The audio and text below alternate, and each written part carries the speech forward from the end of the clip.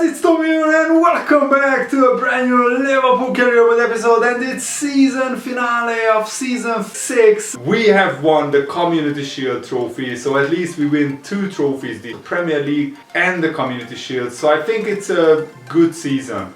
Crystal Palace won the FA Cup, so they will be playing European football next season. That is going to be amazing. Reading from the Championship made the FA Cup final. That is quite surprising as well. So yeah, these are the FA Cup results. We went out on the last, first hurdle. We got knocked out by Gillingham in round 3 of the FA Cup, which was really embarrassing. So next season, in the last season of FIFA 23, if I don't win the FA Cup, I will be bitterly disappointed. Wolves won the League Cup. So last season it was Man City who won both the FA Cup and the League Cup. This season it's so refreshing to see smaller sides winning big trophies. Wolves, who have Sadio Mane, will play European football next season as well as Crystal Palace, so congratulations to them. We went out to Man City in the quarterfinals, but at least City didn't win the League Cup. PSG, after beating us in the Champions League final last season, they picked up the UEFA Super Cup trophy as well, and let's see, the Champions League final is still yet to be played. I really hope it's not Man United who win the Champions League final, because that would be devastating. Inter, who knocked us out, knocked out Man City, but then they lost to Man United in the Champions League semi-finals. So come on, Atletico Madrid, please win the Champions League final. Isaac won the Golden Boot with 21 goals, so congratulations to him, and Ederson was named the goalkeeper of the Premier League. And also I love this, that they are talking to Bobby Firmino, who hangs up his boots. What a career he had at Liverpool. It's an end of a era at 35 years old. Firmino had said, I've had a good career, but the time is right for me to move over and let the next generation of talent come through. And that guy is that next generation of talent. FC Porto have won the Europa League. Now that is an amazing achievement. They beat Lazio 2-1 in the final, and it's heartbreak for Newcastle United.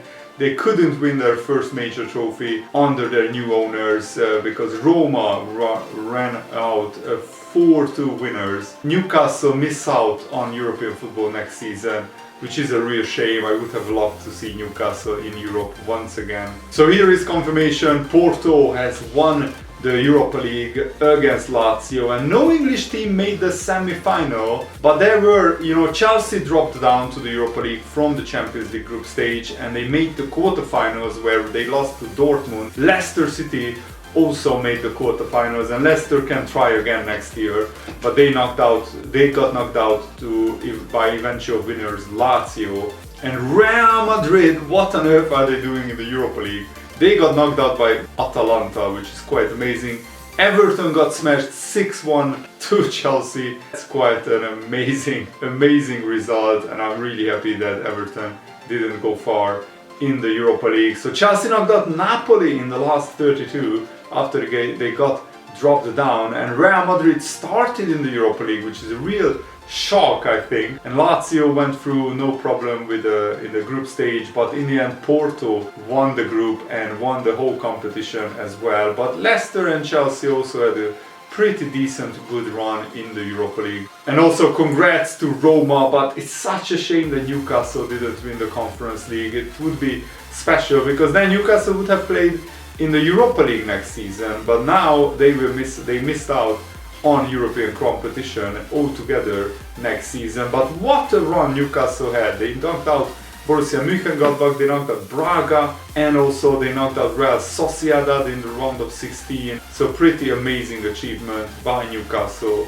to go all the way to the final. I think many Newcastle fans would be happy to play a major European final. There are a lot of smaller sides in the Conference League, so Newcastle and Roma were actually 2 of the favorites to go to the final, and Roma in the end won it. And there are a few Hungarian players in Roma, Dominik Szoboszlai and Tamás Kis, you know him from my Ferencváros career mode. They were both in the Roma colors. Dang it! Man United with Erling Haaland has won the Champions League, so for the first time that we don't make the final, Man United win the Champions League. Now that has put a little bit of a dampener on this season, but we already won the Champions League 3 times, so we have 9 Champions League trophies in total. So Man United only have 4 in this career mode in total, so we are still way ahead of our bitter rivals, and at least we beat them to the Premier League title. I think that's also very important. So here is confirmation: Man United won the final. They beat Atletico Madrid. Atletico Madrid are perennial Champions League final losers. They now lost, I think, 3 or 4 times in the final. And yeah, Inter knocked out Man City, which I'm super happy about, but I'm not happy that Man United won it. And it's a shame we got knocked out by Inter, because I think we would have had brilliant Champions League quarter and semi-final matches against Man United and also against Manchester City, and we only scraped through the group stages, which was pretty strange, but you know, we got a little bit lucky, and we also rotated the team a bunch of times during the group stage. So I think this is still a pretty awesome season by us, but next season I will try to do much better and try to win more than one big trophy. For the 6th season in a row, Diogo Jota has finished as our top scorer, and he picked up 3 injuries in one season, which is really unlucky. He picked up a broken toe injury, he was out for 3 months, then he came back, he got another injury, he was out for a month, and then he came back, and then he picked up another injury, but at least that was at the end of the season, another broken toe injury for Jota. So maybe his age is starting to catch up with him. Luis Diaz also had a brilliant season. He grew by 2 rating points, 15 goals and 12 assists. Jaros also finished joint second, 15 goals and 10 assists. He was brilliant when Jota was absent, and he tore his ACL, but he will be back next season. And Fabio Carvalho also had a pretty good season, even though he was out injured. He grew by 2 rating points. I want to grow Carvalho to an 86, 87 rated player. Federico Chiesa, again, a brilliant season. He just came back from injury after our last game of the season. Renato Sanchez and Ed Guy, he has really impressed me. Ed Guy, in the second half of the season, he was brilliant. He had a big goal drought in the first half of the season. I'm trying to improve his finishing now. He's 88 rated, and he has 86 finishing now. But next season he could play as a striker or as an attacking midfielder. But we have a lot of strikers, so he will probably play in the attacking midfield role. Nathan Cummings also had a fantastic second half of the season. Song Min-kyu had a injury-ravaged season, that's why he's down by 1. He was out injured twice. Naveda, very good backup midfielder, but I want more goals and assists from Curtis Jones and Harvey Elliott, and Jude Bellingham is mainly playing as our backup defensive midfielder. Trent Alexander-Arnold, ever reliable, only 2 assists. Fabinho is now only 85 rated, he's 33 years old. Next season he will probably retire, but I want all the Liverpool legends to retire at our club. Renan Lodi is now our first choice left back, because now he's better than Andy Robertson. Alisson, ever reliable, 34 years old, absolutely brilliant player. And Upamecano, what a great signing he has been since last season. Krog has kept 7 clean sheets in 23 games. That is pretty awesome, but yeah, we concede a lot of goals. Konate is growing still slowly, and Robertson is now going down, as you can see in his development plan. It's a little bit going down, but he still has, I think, 1 good season in him. Kabak only played 18 games, but he was pretty decent. Igo Garcia didn't really impress me because he's a little bit slow, so next season I'm probably looking to sign 1 more fullback, and he's joining Juventus on loan. Hopefully he can develop and grow there. Kiana Höver came in the January transfer window and already played 15 games. Pretty decent backup player. I'm still trying to grow and develop him. Virgil van Dijk will also probably retire next season. Unbelievable how many injuries we picked up.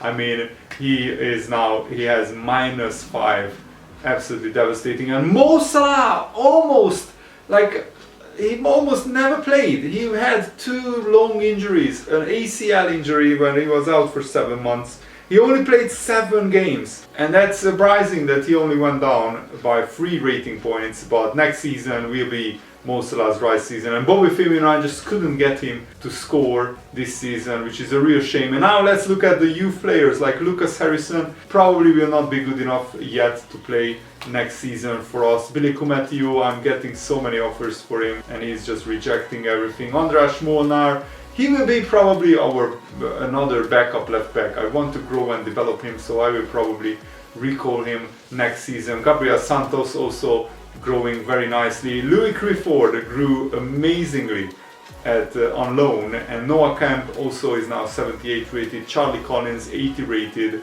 Should we call this guy back next season, even though he only has 73 finishing, 76 short passing?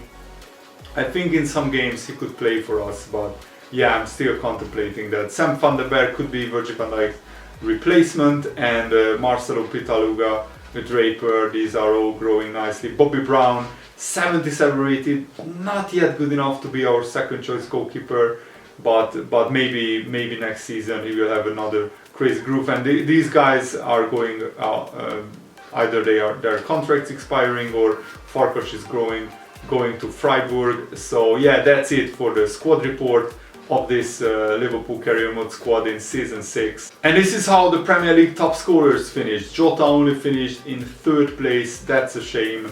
But also we had Carvalho, Jaros on 11 goals, Diaz on 10 goals, Renato Sanchez on 9. So we had a lot of players sharing the goals around. Jota is the top assist guy in the Premier League. Diaz and Chiesa are in the top 3, and Edgar is finishing 4th in the assist charts. So absolutely brilliant. We are dominating the assist charts in the Premier League, and also Alisson's finished with 7 clean sheets, which is pretty decent, and then Krog had 5 clean sheets as well. And the Community Shield top scorers, you know, we haven't scored a lot of goals in that because it was just 1 game. Wout Weghorst finished as the top scorer in the FA Cup. Now that is surprising with Sheffield United, and Mavi Didi of West Ham had the most assists in the FA Cup, even though West Ham didn't even make the final, and Cracknell of Harrogate Town had the most clean sheets. And Silva, the striker, was the top scorer of the League Cup, even though I think Wolves won the League Cup. Sabitzer only scored 2 goals, so Wolves did have a lot of goal scorers. And Fabio Carvalho managed to get the most assists in the League Cup, even though we didn't go far, we only went to the quarterfinals. The UEFA Super Cup, there was only 1 game, PSG won 4-1, and the Champions League top scorer was Emil Smith-Rowe. And because we got knocked out so early, we don't have anyone in the top scorers chart. We have Diogo Jota in the assist charts, but he only played 4 games, and in the clean sheet, and Jadon Sancho finished as the top assist guy, and Szczesny, Oblak, Pickford, Henderson joined top in the clean sheets chart in the Champions League. The Europa League, which was won in the end by Porto, Scamacca, who West Ham signed in real life this summer, finished as the top scorer in the Europa League. And Martinez of Chelsea finished with the most assists, but Moreno of Everton was also up there, and Porto's Benitez won the clean sheet chart by a mile. Porto came through the qualifiers, which is pretty impressive. And Dominik Szoboszlai, my fellow countryman from Hungary, finished as the top scorer of the Conference League as Roma won it, just like they did in real life under Jose Mourinho at the end of last season. And Ślązek, another player that you will see in my Ferencváros career mode, finished as joined 5th in the top scorers chart, which is pretty amazing. And Dominik Szoboszlai won the assist chart as well. What a season he had with Roma. And De La Cruz of Newcastle also was up there, but Woodman got the most clean sheets with Newcastle. That's pretty amazing. This has been honestly the most, the lowest confidence rating that I ever had in any of my career modes. 41 at the end of the season. Because the board objective of signing 3 players from South America, it's glitched. We did sign 3 players. We signed 3 players from Brazil, and they still didn't get ticked, and that's one of the reasons why. But also, Going out in the round of 16 of the Champions League, massively disappointing. Going out in the first round of the FA Cup, massive disappointing. I mean, first round where we got involved, but we won the league title, and I think any season where Liverpool win the league title, the manager shouldn't get sacked, in my opinion, because that's the hardest competition to win. And also our finances are very healthy. We made a profit of £400 million. Our club is worth £5 billion. We grew Liverpool into an absolute giant powerhouse, dominating English and European football until very recently. And also just look at the shirts sold. Almost 9.5 million shirts sold by Liverpool. Absolutely incredible. And we also got ticket earnings, 19 million throughout the whole season, and we earned 207 million prize money, but 180 million was from the Premier League as well. And also I think overall we had a fantastic career so far. Won 4 Premier League titles, 4 domestic cups, only 1 FA Cup, but 3 League Cups, and we also won 3 Champions Leagues as well. It's a shame it doesn't count the European Super Cup and the Community Shield, because we won a fair few of those as well. And I mean, this season hasn't been like hugely successful, but winning the Premier League I think is always a really good achievement. And I also wanted to show you guys how each team finished with their top scorers and the top assist guys. Arsenal had again a hugely disappointing season, really, because they finished outside of the European places. Brentford, though, stayed up, and our ex-goalkeeper Meslier played a major part in Brentford staying up. Brighton also had pretty awesome season, only just missed out on getting promoted. Burnley got relegated once again in this career mode, even though they have a pretty decent team. Chelsea finished in the top 4 pretty comfortably. I think they finished in 3rd place. Lautaro Martinez was their top scorer. Lukaku is still there, which is a pretty surprising considering how he moved away from Chelsea. And Crystal Palace, what a season for them. They finished in the top 10, plus they won the FA Cup. I think every Crystal Palace fan would bite your hands off if you offer them. And Julian Alvarez, who went to Man City in real life, is at Crystal Palace. Pretty epic. Gerard Moreno was the top scorer of Everton, but Everton haven't refreshed their team enough, especially their goalkeeping department. I mean, Virginia is just 77 rated goalkeeper, and they have a young goalkeeper from Portugal. Leeds United also had a pretty awesome season, but they missed out on European football. So Darwin Núñez should be sold, but Leeds don't do business with me. I wanted to sign Darwin Núñez so many times in his career mode, but they just reject me every time. Leicester City in the end qualified for the Europa League once again, and they are now a regular European team. They went sometimes in the Champions League, sometimes in the Europa League. And Tao Long has played for Leicester quite a few minutes. Also he played for Chelsea in the first half of the season. He scored 3 goals and got 2 assists. So next season Tao Long is coming to us. You already know our top scorers. Man City's top scorer was Timo Werner.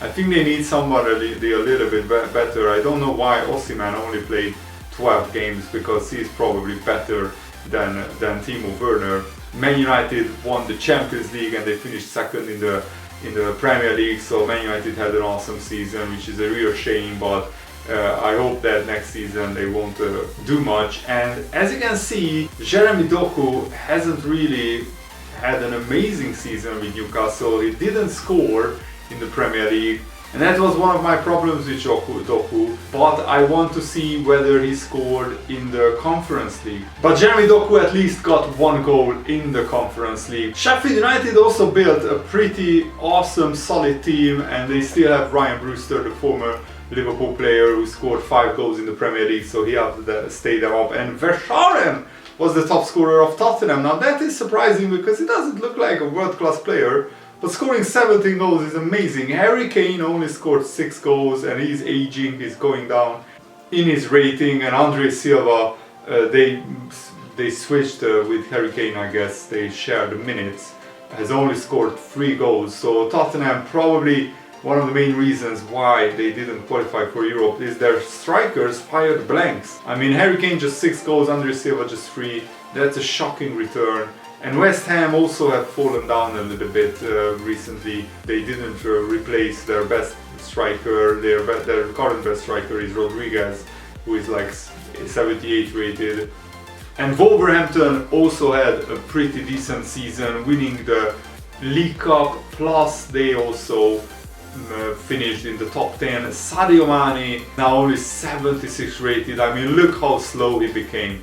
Absolutely amazing. But he still isn't retiring. That's my biggest shock. 35 years old and Mane is still going strong in terms of his football. So I guess he will stay at Wolves and play in Europe next season, but only scored 1 goal, only played 6 games. Poor Mane is now only an average player in this career mode. West Brom and Fulham qualified automatically, and what amazes me is that Southampton wasn't in the top 2, so there is no guarantee that Southampton will get promoted via the playoffs, but we will only find that out at the start of next season, whether Southampton got promoted or not. And I hope Swansea City get promoted. The French league was won by Monaco, and oh my goodness, 3 teams finished on the same number of points. That is the best title race in living memory. Absolutely incredible. Monaco, PSG and Lille only separated by goal difference, and 1 goal difference separated Monaco with PSG. Absolutely incredible season.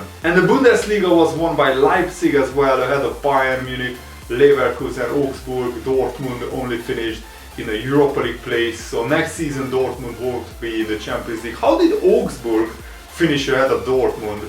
That is quite remarkable, really. The Serie A was won by Juventus, but Torino will be in the Champions League next season. What a fantastic achievement by the other club in Turin, the big rivals of Juventus, Torino and Juventus in the Champions League. And Roma will only play in the Europa League, even though they won the Conference League and they qualified for the Europa League through their championship, as well as winning the Europa League, the Conference League. Sorry, Lazio, I think they will play European football because of Roma winning the Europa League. But Napoli not playing in Europe is a big shock. And amazingly, even though Porto won the Europa League, they didn't win their league title. Sporting Club de Portugal won the league title, Benfica only finished 3rd. The Scottish League was won by Rangers ahead of Celtic by quite some distance, so congratulations to them. And Villarreal won the Spanish League. Oh my goodness, there are so many shocks. Monaco winning the French League, Villarreal winning the Spanish League ahead of Atletico, Real Madrid and Barcelona. We have played in the Champions League, so Real Madrid, after finishing the Europa League places last season, they qualified. Sevilla and Valencia make up the top 6. Real Betis, my favorite team in Spain, only finished in 12th place, unlucky. And I also just want to run you through our transfers. So we sold Farkas to Freiburg, we loaned out 3 players in the second half of the season. Kiana Höver was the only player that we signed from Wolves, and I don't plan to make too many amazing signings in the summer transfer window, just to plug some gaps, and I want to give the young players more playing time, so we don't need a major overhaul. Now it's time to find out whether we get sacked or not. I'm really nervous and I'm really worried. So they say they are not entirely surprised with the results and they expect better results, but we aren't minded to rush into a decision on your future and feel you deserve another season. So we would like you to remain in your post for next season. Wow, what a let off. Thank goodness they didn't sack me. I really wanted one last season before FIFA 23 comes out. So let's go! Next season will start in the next episode. Really looking forward to it. And it was Norwich who got promoted from the Championship via the playoffs. So Southampton are not in the Premier League again. So they got stuck in the Championship. That is a big shock. And what an amazing fixture to start off the season with. It's a Community Shield final with Crystal Palace against Liverpool.